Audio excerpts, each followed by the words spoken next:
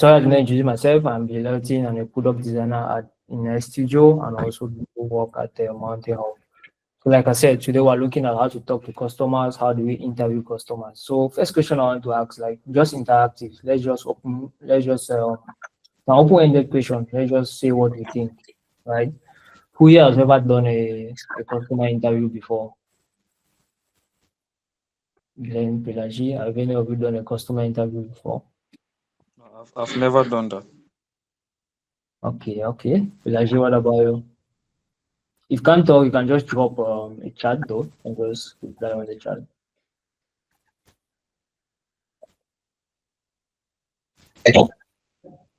Pelagie, are you yours? Alright, since Pelagie is not yours. Alright, let's go ahead then. Okay, Glenn. Yeah, Pelagie, go ahead.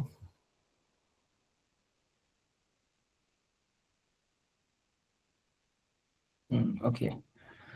Glenn, you say you've never done a customer or user interview before. Alright, cool. That's great. So today, I guess that's why you are here to yeah, Pelagie, answer up. That's something to say.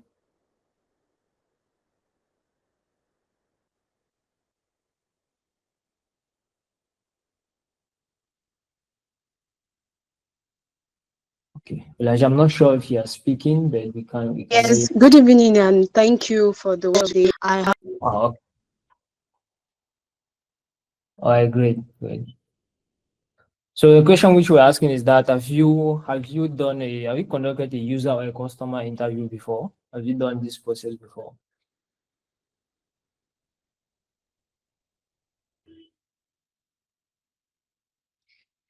Okay, let's go ahead then. All right. So today, what are we going to do, right? So today we are going to learn how to ask the right questions, what not to say, and why user interviews is not a pitch, right? And how can we use that to uncover pain points from our users or from our customers. And also at the end, we also try we're going to do an exercise, right? We're going to do interviews together. You're going to interview me, I'm going to interview you just to practice what we're going to go through. Like I said, it's a workshop. The first thing first we want to note here is that user interviews or customer interviews, it has different names, right? We can call it user interviews, we can call it customer interviews, right? It's just the same thing. Actually a research method, right? Take for example, you want to start a business, you have an idea, you're a startup or you're a business person, an entrepreneur. You don't just jump into start building the solution to that problem, right? You have to do your research. So user interviews is part of that research because through user interviews, you are going to understand or you are going to know the kind of people, the kind of customers that will be using whatever solution you are trying to be, right? So if you look at the diagram here, user interview is part of a research method, right? You explore. So when you do user interviews, you understand the users, you understand the pain point, you understand what they need, and you also guide you on the kind of solution that you need to build for them. So you're not just assuming things in your head. So today we're going to know the kind of questions to ask, what not to say when we're running an interview, and why an interview is not a pitch, and also how do we uncover the pain points of users when we are conducting interviews. All right, so now, like I said, why do we interview customers or why do we interview our users, right? The first thing we have to notice that we interview our customers or our users to do what? To learn about their real world experience, the problems and needs, right?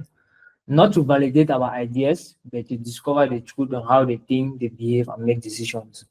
So the one thing we as entrepreneurs we have is that we're always biased towards our ideas, right? We already have an idea in our head. We know that this is what we want to do. We want to work on this thing. Um, this is the next big thing. Like we always say, this is going to blow the market. But that is just our own idea. That's our assumption, right? Your business will only succeed because at the end of the day, we're not the ones that are going to use what we're trying to build, but the users out there. So we do these interviews, right? To learn about how the users, the experience that they have in the real world. Because at the end of the day, whatever solution you build, these users are living their lives, right? And are going to use it while they're living their lives. So you need to go out there and interview them so that you could know their problems, right? You know what they need, and you discover the truth on how they think, how they behave, and how they make decisions. So we are not the reason why we conduct interviews is not to validate your idea. So that's the first thing that we want to put in our minds as entrepreneurs or as users, right? We conduct these interviews not to validate the ideas we have, but to understand our users, to know the market that is out there for whatever solution that we're trying to create. And that's why we say that word. We don't interview customers to confirm our ideas. No, you are not going out there to interview people to confirm that, okay, this idea that you have is valid. If we go with that mindset, then we're already we're hitting the wrong part in the whole process of our business. We talk to the users to do what? To discover real problems, right? Now, there's this famous quote from this famous entrepreneur, right? Fall in love with the problem and not the solution. If we attended the last webinar that was done by Mr. Ayub, the CEO of Monte Hub, right? He used the same quote when you are moving from prototype to startup, right? We should fall in love with the problem we're trying to solve and not the solution that we already have, right? Because the solution to your problem can change at any time. The set of people that will validate your solution are the people that are going to be using the solution, which are your customers or your users, right? So you have to let the customers or the users make the solution for you, build the solution for you, and not you building the solution and giving it and you give it to them to use it. In that way, whatever we're trying to do is going to fail, right? I don't know if we're clear on everything right now. Okay, so I just see somebody else just joined. That is Sanu. Hey Sanu, good evening and welcome.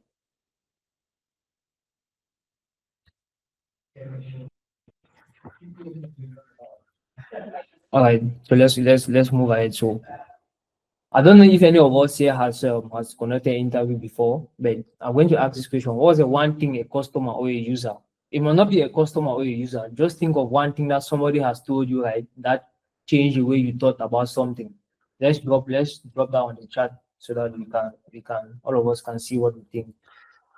If you have not conducted a user interview or a customer interview before, it's fine. But just think about, okay, what was that one thing that somebody has told you about a product or about something that really made you to change the way you use the thing or the way their mindset towards this thing? Let's drop our answers on the chat here on the call before we move ahead. Like it's supposed to be interactive though. It's not just me talking and you're listening, Let's collaborate. Let's interact in this.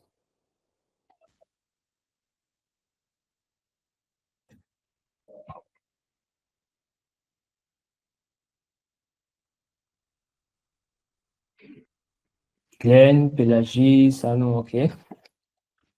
Why do you think people will use this product? Okay. All right, Glenn. Thank you for that. Why do you think people will use this product? Okay, cool. Sanu and Pelagie, I'm waiting for your response on the chat.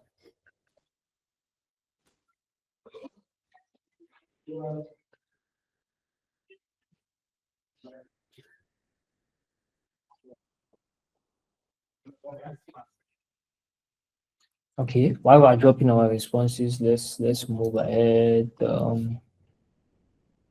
Okay. So do we now understand why we need to interview our customers? If we do, let's do a thumbs up. If not, then you can ask a question if you don't understand.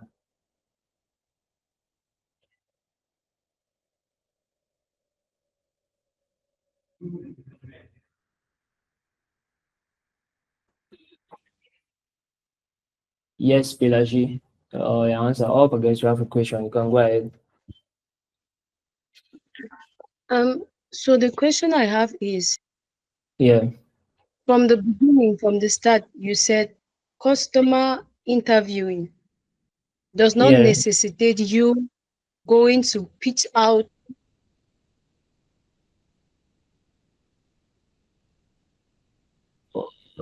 Pelagie, we lost you The there. idea you're to your customer. Yeah. Yeah, I'm with you. Can you do that again. And we lost you for a moment. Okay. So Yeah. from the beginning, you Yeah. did say that customer interviewing does not Yeah. um does not necessitate you going to pitch out your idea to your customer. Yeah. Okay. So now my question is this. Yes. Looking at a potential customer, I would definitely want to tell my customer the reason for my product. Is that not advisable? Okay. So you are saying that looking at a potential customer, so you think this person is a potential user of your product, right? This person is going to Yes. use the solution you are trying to build in the future, right? That's why I say that Yes. most of the we entrepreneurs are already biased, right? It's good that you have already identified this person or this group of persons as your customers. But at the same Mm-hmm. time, the reason why you are going to interview them is that you don't actually know if that assumption is in your head. That's you trying to say that okay, these people are my potential customers. But now, how do you really validate that these people are really your customers? Because that's what you might be thinking. But might be they're not really your customers, or maybe the solution that you think that they're going to use is something else different. So when you go to interview them, the reason why we say that you don't go to pitch your ideas, you go there to experience their problem, right? To discover how they Yes. behave, to discover how they think, because it is the problems that they are facing that your solution is coming, the solution that you're building is coming to solve, right? So you want to get Okay. like okay, you want to get real data, raw data of how they behave, how they Mm-hmm. think, what they do, their experiences, right? And when you gather Yes. all of it now, that's going to shape the solution that you're going to build for them. You get right. So it's not just like you just going out there, okay, hey, customer one, I'm building this solution to solve, to do this, to do this, to do this. What do you think about it? If you go in that light, that's you already, you have already corrupted the user's mind, right? So now whatever Mm-hmm. answer that person is going to give you is based on the fact that you have already done a pitch to the person, right? For example, if I come to Yes. pitch about Mountain Hub, for example, right? And before I come Yes. to you, okay, I work Mountain Hub. Mountain Hub is a tech start. Mountain Hub is a tech innovation hub. They do this, they do that, they do that. Then I start asking you questions about innovation, about all the stuff. I've already corrupted your mind about Mountain Hub. So whatever answers you are giving me, you're already biased with the fact that I already told you something. So you are going there to know their experience, to see how they think, right? Okay, this is the idea I have in my head. So how are these people going to be using this solution that I'm thinking? So So yeah, yeah, go ahead. so if I don't go in that light, like present the solution to them, or maybe present my assumed solution to them and get Yeah. to see their reactions or hear their own thinking about it, which other road or which other pathway can I take to be able to engage with them and get the data that I want to get from them?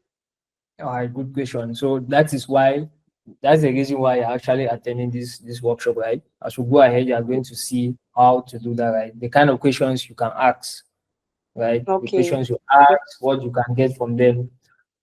So you already have, so you are going to do that interview with a goal, right? You already have a goal, you have a purpose. Yes. But now, how do you get, how can I put it, how do you get honest answers from them, right? That's what we want, one honest answer from the users. So that is why we are here Okay. today.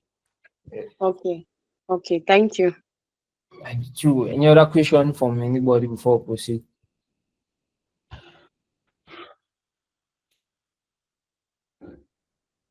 All right, cool. Let's go ahead then. Now, like you said, the next question, asking the right questions, right? So I hear Pelagie. How do you ask the right question? Now, there's a golden rule that we can use. Ask about past behavior and not opinions. So let's say for example, we're trying to what business can we create offhand right now? Okay, one we want to solve the issue of people let's say for example a clinic or a hospital, right? They have they have a platform where people can go there and book appointments to see the doctor, right? Or you do it the normal traditional way, look for the hospital number, you call a service, or you call the, let me see, the customer service there.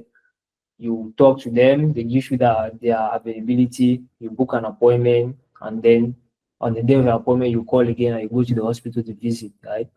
So let's say this entrepreneur is coming with a platform where you can just go there, right? And you check the availability on the website, you select a time and you book an appointment. You know that, and you receive notifications and the rest, and you know that you just wake up on this day and go for your appointment. Now, this person wants to run an interview to know which solution works best. Is that users prefer doing the traditional way of calling directly, or they will prefer going to to a website to book an appointment, right? Now, that's why you see you ask about past behaviors. I know ask about opinions of what they are seeing, right? For example, now you asking the right question. How do you start? So, for example, you Pelagie, right? You already have your idea in your head, right? You have your solution in your head, but you don't want to just go directly and tell them, okay, this is what I'm building. What do you think about it? Can you use it? When using it, what work, what does not work? That's why we say we use what we call open-ended questions, right? I don't know if you understand what I mean by open-ended questions. So the questions to be open that can lead to other questions, right? Don't just ask questions that don't ask yes or no questions. Yeah, that's what I'm trying to say. Don't go there and ask a user that can you use this thing and the person say yes. Can you use this one and the person say no? No. If you start asking questions that require the user to say yes or no, then it starts defeating the purpose of your interview. Voila. And one thing, let the customer talk 80% of the time. Right? You are just there to listen most of the time. So first thing first, right? Your first question that you should ask, like, tell me about the last time you did this. What did you do after this? Why was this thing frustrating? Okay, for example, if I want to start by asking the user, okay, what was the last time you book an appointment to a hospital, right? The solution that you want to give this person is for the person to go to a website and book an appointment there. But as not go directly to tell the person that have you ever booked an appointment on a website before, right? The first question I'm asking this user is that what? When is the last time you book an appointment, right? So you're asking this person, when is the last time you book an appointment to a hospital? Now, is it that user that is in the place of the user to tell you that, oh, the last time I booked an appointment, I went to this website, I went to the hospital website, or the method that I use is that I call the hospital, right?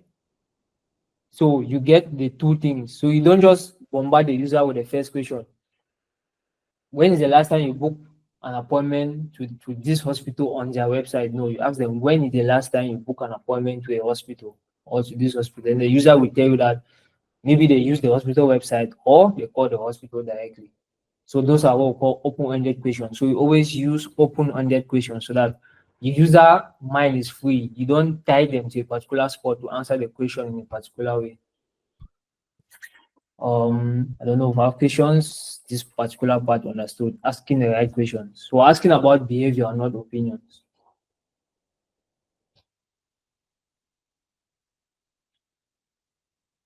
Any questions from here? All right, cool. Glenn is good on that. Okay. Now let's move ahead. Okay. Now, what not to say, right? So during our interview, right, when you're sitting with the person and you're conducting this interview, right, there are things that we should avoid not to do, right? For example, leading questions. You already have this thing, right? Wouldn't it be great if, for example, let's continue my example of me interviewing somebody that I want the person to. I'm suggesting the person to use a website to book an appointment for a particular hospital, right? So I should avoid I should avoid asking the person this question now, okay, go to this website, book an appointment. Oh, no, not like that, right? So I asked the person, when is the last time you book an appointment on to this hospital on their website? And the person say, I book an appointment with them on I called them instead, right? I called the hospital to book an appointment. Then my next question will be, wouldn't it be great that you use their website to book the appointment, right? So if I ask the person this question next, it means that I'm already like I'm biased already. I'm constraining that user to start thinking that okay, hey, so I can use a website to book an appointment to this hospital. Like we don't want to do that. We want to let the users tell us that you want to make the user to tell you that okay, maybe I could use a website to book an appointment to this hospital. In that way, you validate your idea that okay, this my solution of me doing a website that people can come and book an appointment to the hospital is valid. So that is you validating your solution at that point in time based on the question that you're asking. But if you force the user to answer to answer that question by asking it now, okay, wouldn't it be great for you to use a website to book an appointment to a hospital? That means you forcing your solution to them already, right? So we have to make that's why you say you want to tap into their experience. Let them tell you what they feel, let them tell you what they want, and let them tell you what they think can work for them. In that way, you know you're checking your boxes, right? You're checking out, okay, hey, this person said they can use a website to book an appointment, means that okay, my solution of me building is a site that people can book an appointment for for hospitals is valid, right? So we should avoid questions that will force the user to give us answers that um, are not valid at that time. Okay. Now let's avoid hypotheticals like, will you use this if really, right? Don't say, are you going to use a website to book an appointment to a hospital if it was available? No. Like I said, let them make you validate that point, right? Or another thing that we should avoid is that we start selling, right? Let me show you what to do, or let me show you what we have made. Let me show you this solution. Like I said, all questions should be open ended. The questions that you ask the users should be questions that will make the users tell you about their experience. And by the time you listen to the experience of the users, you realize that you start validating the ideas that you have. You start validating your solution. Okay, any questions from this on what not to say?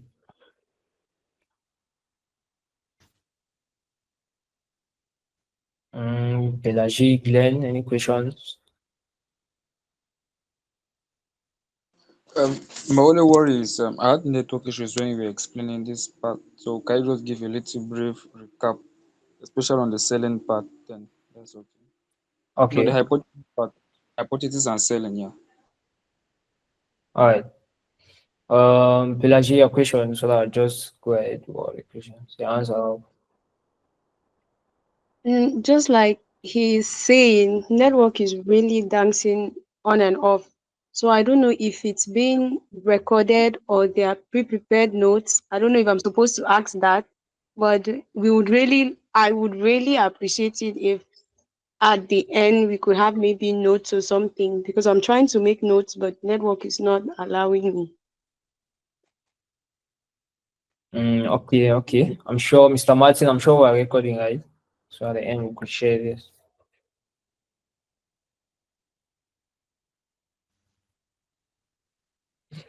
Yes, yeah, okay. But the session is being recorded, Pelagie, so at the end, it will be shared. And also the slide here will be shared. Yeah. All right.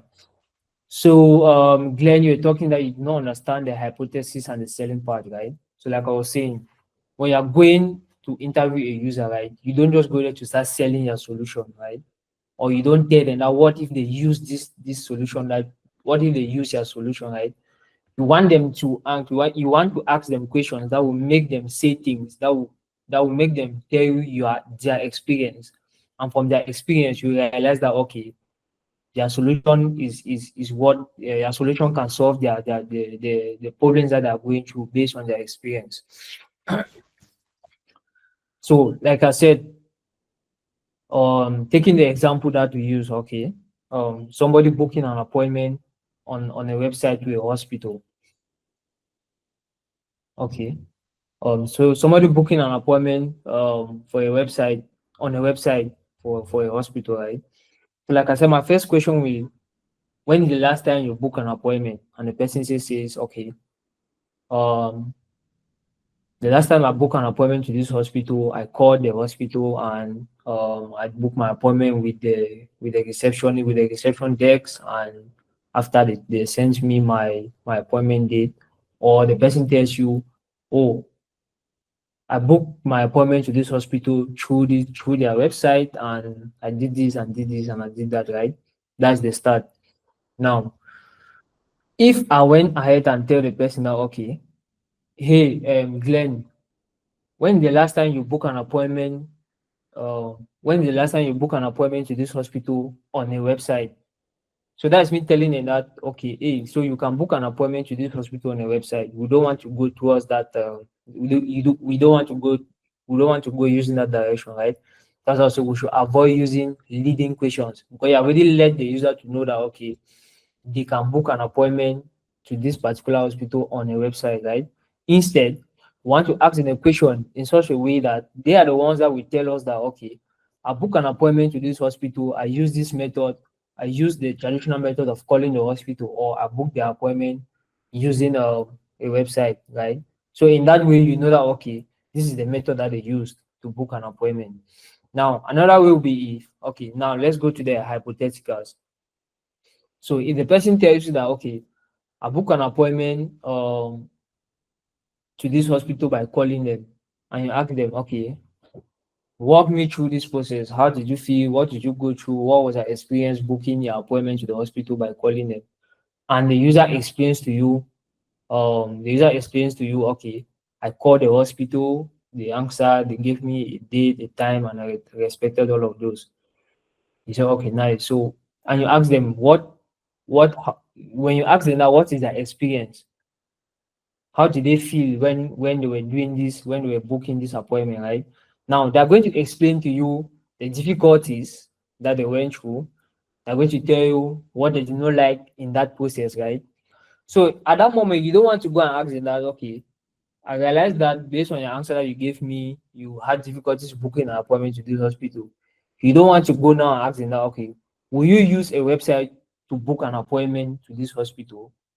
You don't want to go straight into that, right? You want to let them continue talking. Like I said, during user interviews, the interviewer, right? 80% of the time, let us leave it for the users to talk, right? 20% of our time we're listening. Sorry, 80% of the user is supposed to speak 80% and we 20%. It means that while the user is speaking, we are just listening. Because the idea is that you want to listen more to what this person is saying. You want to listen to the experience of the user and use that experience to tailor a solution that's going to work for them, right? Because while we're doing user interviews, like I said, first thing is to know our potential market, right? Know what the people that we think that can use our product, what they are thinking, how they behave, and the experiences they are going through. Now, when it comes to the selling, right? They say, let me show you what we made. Selling is that, like Pelagie was saying, how do you avoid going into an interview and you're already telling the person that, okay, this is the solution that we have and I want you to use it. Can you use it? Can you book an appointment on this website? No, we don't go directly selling. Instead, let the user speak to us and we realize that, okay, um, when the user give us their experience, their pain points, we realize that, okay, the user is the one selling to us at that moment. Because the way the user are selling to us is that we, the entrepreneurs, are actually validating our solutions within ourselves. Because when they are responding to the question you are asking them, right?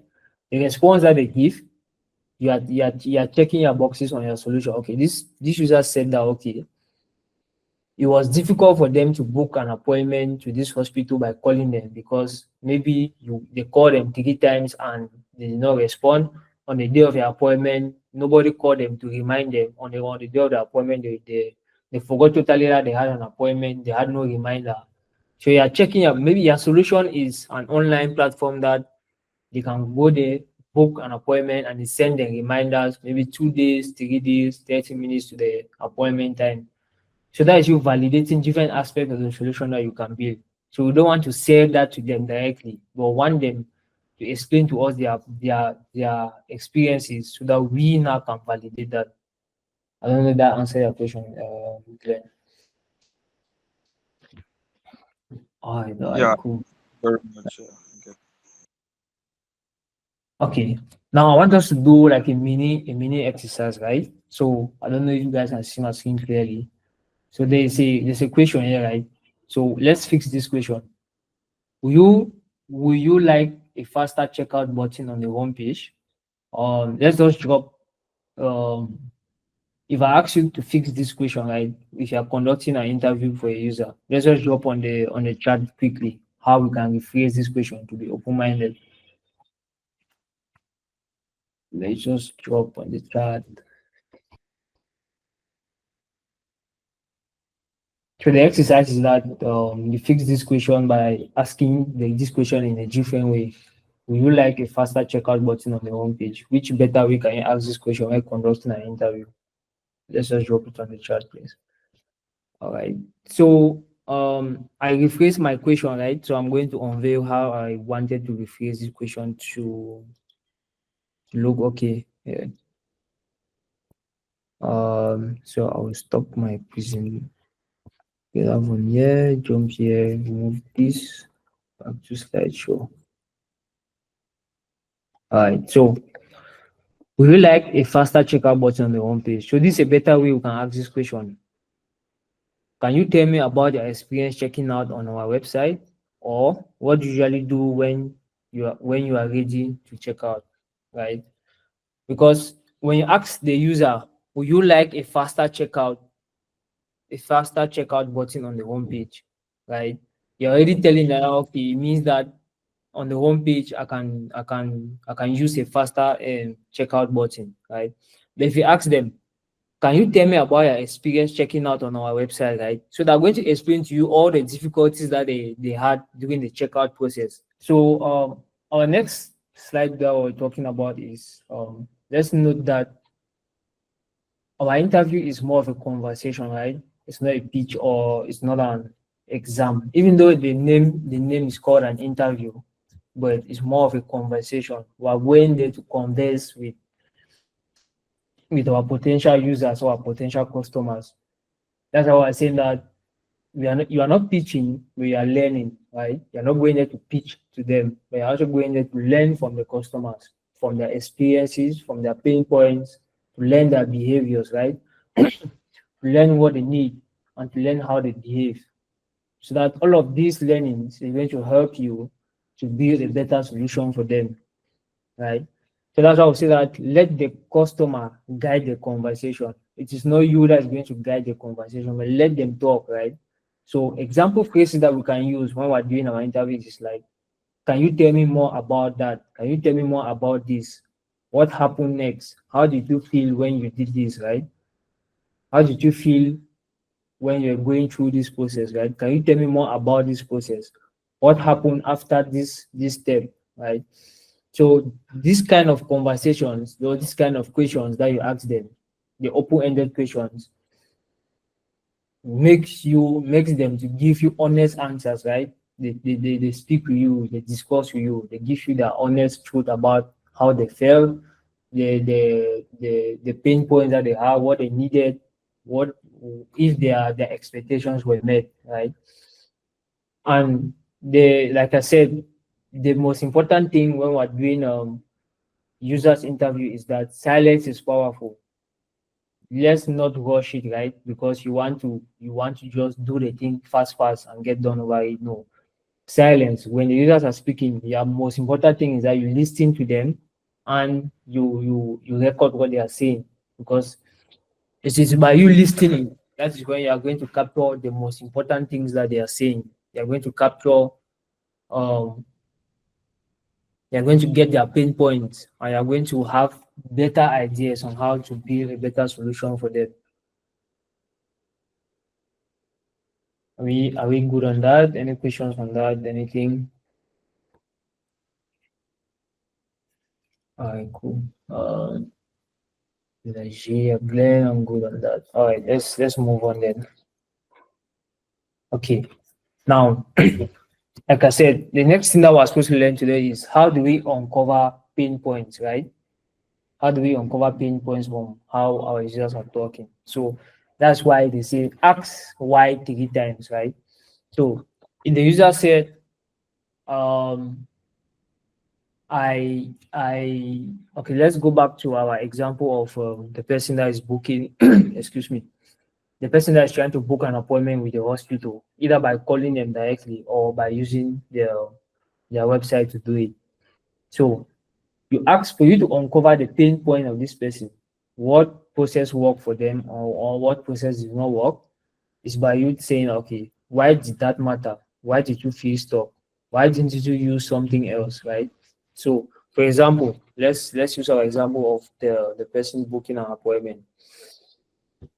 So this person said they went ahead to book an appointment to the hospital using their website, but when they went to the website, they started the process of them selecting their date, the time, the doctor, and the rest, right? And you ask them, why did that matter to them, right? So you want to know, like, why did this matter to you? Why did you not just call the hospital directly, but why did you decide to use the website and answer the question? Okay. Now they continue explaining the process and they're like, okay, at the end of the day, they did not even use the website to book the appointment, but they finally went back to call the hospital directly to book the appointment. I'm like, okay. The next why that you ask them now, okay, why did you feel stuck using the website, right? So when you ask them now, why did you feel stuck? Now the person is going to explain to you the whole process that they went through of booking the appointment. So maybe the person will say, I went to the website, went to the appointment page, click on booking the appointment, but maybe I did not see a time to book, or I did not see the doctor to book, right? I got stuck. I did not some things were not working, or this thing was not working. So I got frustrated and I left and I did not book the appointment again, right? Now the next why you want to ask them now, okay, why didn't you try something else? Why didn't you use something else? Right?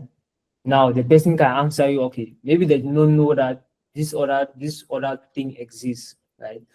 Now, this other thing can be the solution that you are trying to build to come and help them to facilitate the process of them booking the appointment, right? So you ask the why 3 times to uncover pain points, right? The first why is them to to look for the workarounds, what they did to solve this particular problem. They were stuck in this part. What was the solution that they tried to invent by themselves to solve it, right? What were they complaining about?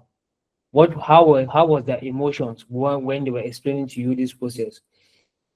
One thing that we should note, right, when we're doing these interviews, we also have to be looking at the users, right? That's what I said, that most of the time we're actually observing them, we are listening to them. Because when the person is explaining to you their process of doing something, you're also looking at the person's emotions, you're looking at the reactions. Like when this person was explaining this, how was their facial expression? You are seeing a pain point by looking at them, right? So that is how we uncover pain points when we're conducting our user interviews. Any questions there? If we have questions, please let's drop it on the chat as we are going through.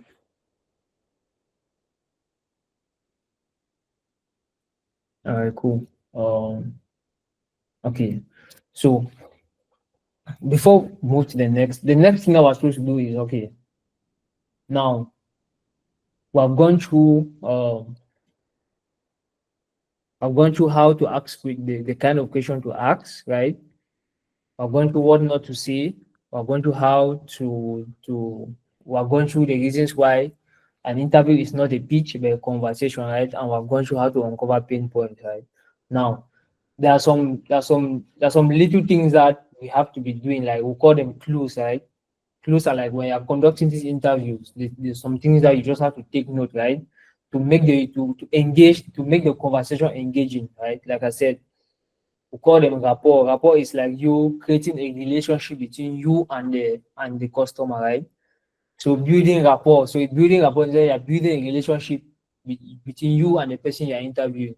So you don't just want to go there and just go and sit and ask first question and the person answer, you take that note. You ask second question, the person answer, you take that note. No, it's going to be boring, right? It's not going to be conversational. So rapport means that what you are building a relationship with the person you are interviewing, right? So there are two kinds of ways to build a relationship: non-verbal and verbal. So non-verbal is that you like doing eye contact with the person. So you are sitting face to face with the person and you're asking questions. So the person is responding to you. At least make sure that you are composed and at least you have eye contact with the person.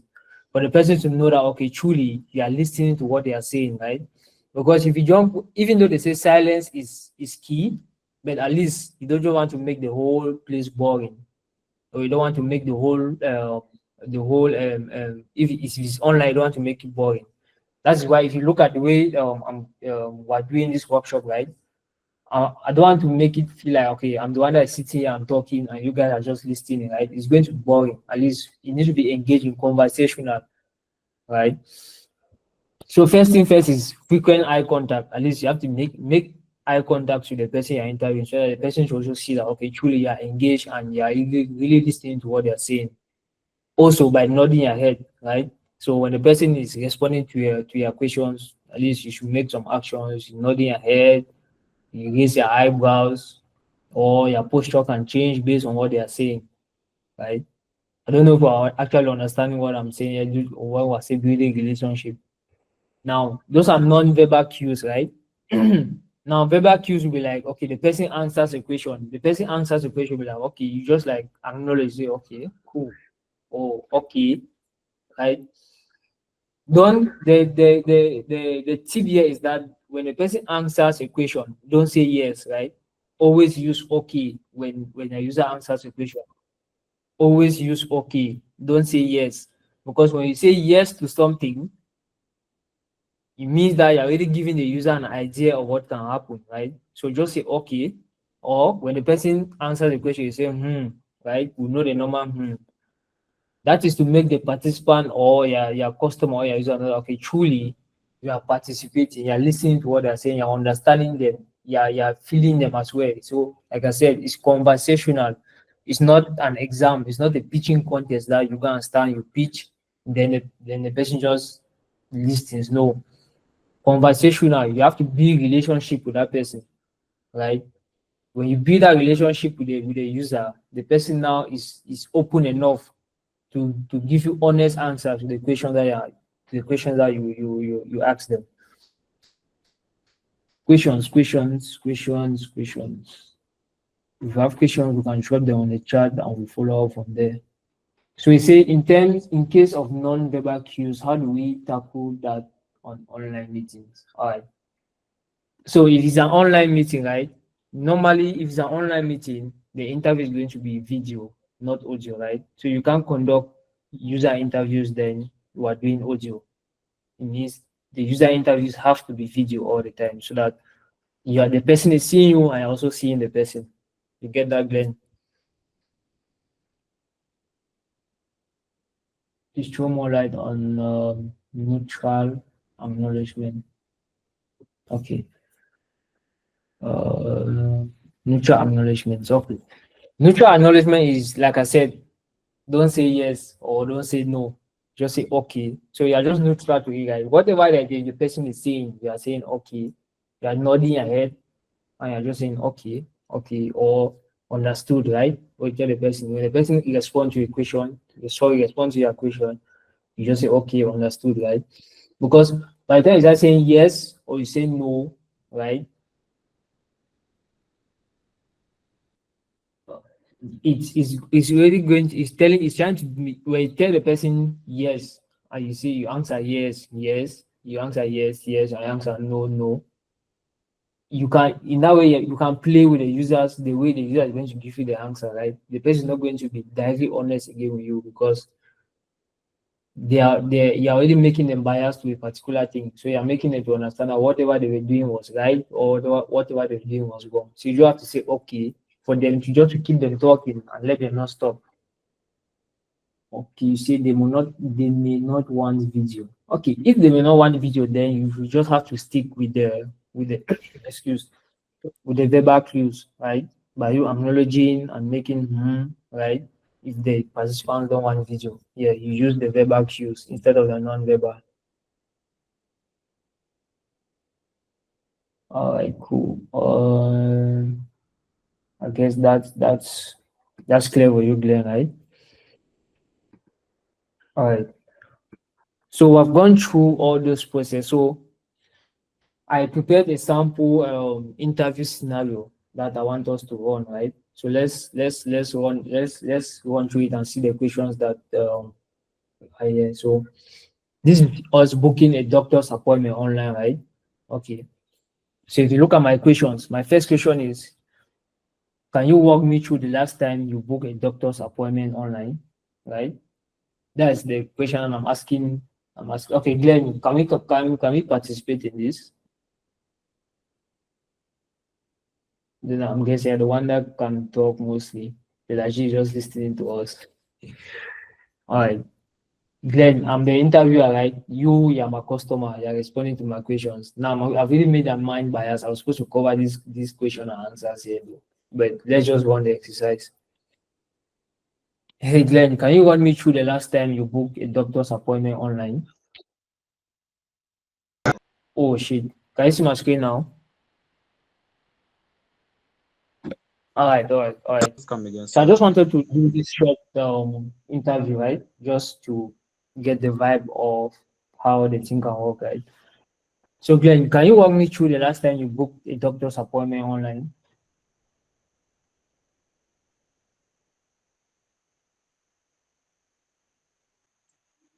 I've never booked an appointment online for a doctor. Oh, okay, cool. So how do you so what's your just walk me through what's your normal process of you going to the hospital? For example, if you have something to do in the hospital, how do you go about that? Yeah. So I normally just go to the hospital, stand on the long queue, then book the appointment, like pay the consultation fee, then that's how I book the appointment with the doctor. Oh, okay. So what was easy about that process and what was difficult? Okay. It wasn't easy though, but it wasn't easy at all.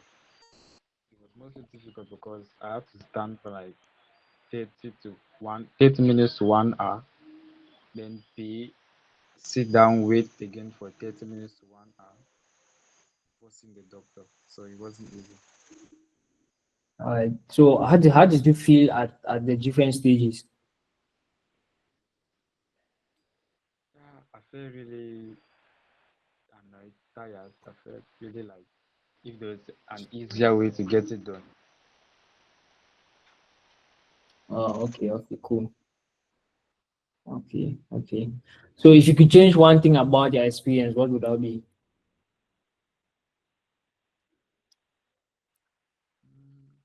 If I could change one thing instantly, I would suggest they just have multiple places where you can book the appointments for, not just one person. You understand? Not just going to one person to book to pay instantly. If I had solution. All right, cool. Thank you very much, Glenn. All right. So imagine that we're trying to validate if an online if we could do an online platform for the hospital where people could go there and book their appointment and just come on a timely appointment, right? So based on the questions on this little activity that me and Glenn have done, right? I could validate the fact that okay, Glenn really needs a second option or a second solution, right? To for him to book his for him to book his appointment to the hospital, right? I do not just come and tell him that okay, Glenn, when you book your appointment, I did not just come and tell him that okay, oh Glenn, I'm building a website where I want people to book their appointment online for the hospital. No, I did not start that. I just asked him what was the last time he booked an appointment online, and he said no, he has never booked an appointment online. So imagine me coming to tell him that I'm building a platform where you can book an appointment online to somebody that has never done it before, right? So it gives it like now I've discovered that okay, Glenn went through the pain point of going to the hospital, paying consultation, waiting for 1 hour, sit there, wait for the doctor and all the stuff, right? He felt frustrated and he was tired, right? And I asked him, what if there was one thing that he could change about his experience? He did not tell me that he needs an online platform. He just said if there could be another way, or the people could have multiple ways that people could book appointment with the doctors, right? Now, when the user says if there could be another way, now you see validate that, okay, oh, this is my solution of an online booking platform can really work for this user. And Glenn is a potential user of my solution, right? So you get how we do interviews to validate our ideas, right? We get the pain point of the user, their experience. We use those to validate our solutions. Yeah. Right. So that's basically how we conduct user interviews, right? That's how we conduct interviews. It's like I said, it has to be conversational, right? Conversational, right? Conversational, like listen to the user, ask open-ended questions that will make the user tell you more about their experience, right? And not you trying to pitch to them.